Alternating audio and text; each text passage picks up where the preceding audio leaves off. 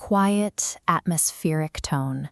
It's a spring night in Jerusalem, 2,000 years ago. Jesus and his closest followers have just finished their Passover meal, and they step out into the darkness, walking up the Kidron Valley to an olive grove called Gethsemane. The events that follow are among the most famous in history. Judas arrives with an armed crowd, Jesus is seized, and his disciples scatter in panic. But inside this familiar narrative, the Gospel of Mark includes two bizarre verses that have remained an enigma for 2,000 years. The text describes a certain young man following Jesus. In the middle of this violent arrest, this youth is wearing nothing but a linen cloth. When the guards lunge for him and grab the fabric, he drops the cloth and sprints away into the night, completely naked. The canonical Bible never mentions this youth again.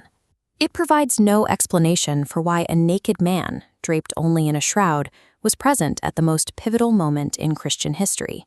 For nearly 2 millennia, those two verses stood in isolation. Then, in 1958, an American scholar named Morton Smith gained access to the library at Mar Saba, an ancient monastery deep in the Judean desert. While cataloging the collection, Smith found 3 pages of handwritten Greek scrawled into the back of a 17th century book.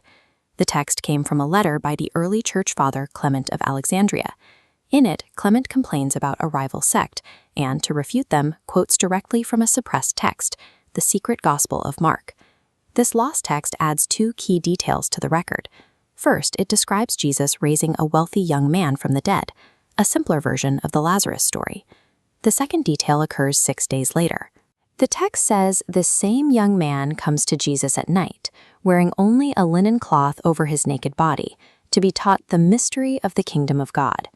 This discovered text provides the missing context for the youth at Gethsemane, but it also reveals a hidden side of early Christianity, a secret rite that the official record attempted to erase. Ancient people saw the universe as concentric planetary spheres encircling the earth. These spheres weren't just for the dead. Practitioners believed that with the right procedures, a living person could actively ascend through these specific layers of heaven. The mechanism for this ascent was spirit possession. Ancient magicians used specific rituals to summon a divine to the celestial realms. This was a recognized practice. Both Greek magical papyri and Jewish mystical texts from the era contain exact instructions for performing these intense possession rituals. Early Christianity emerged from this environment. Before it was an institutional religion, it operated as a mystical movement, utilizing these exact shamanic technologies to experience the divine directly. These rituals followed strict physical requirements. Participants isolated themselves, often at night, wearing only a ritual linen cloth, the sindan. The core of the rite was the transfer of the divine spirit from the master to the student, a process that required intense physical intimacy to bond the two participants.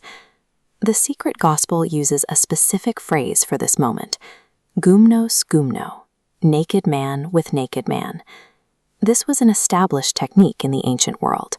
A master would transfer a spirit through an exchange of breath, through kissing or direct contact, passing divine energy to another. To the ancient mystical mindset, this physical intimacy represented the highest available technology for uniting a human being with the divine. If we return to Gethsemane with this context, the events of that night change. The naked youth was an initiate. He had prepared for 6 days to undergo a secret homophilic baptism, a ritual designed to grant him a vision of heaven. Jesus was in the garden to transfer that spirit to the youth through a naked embrace, mimicking the resurrection he had performed days earlier. But the ritual was violently interrupted by Judas and the armed mob.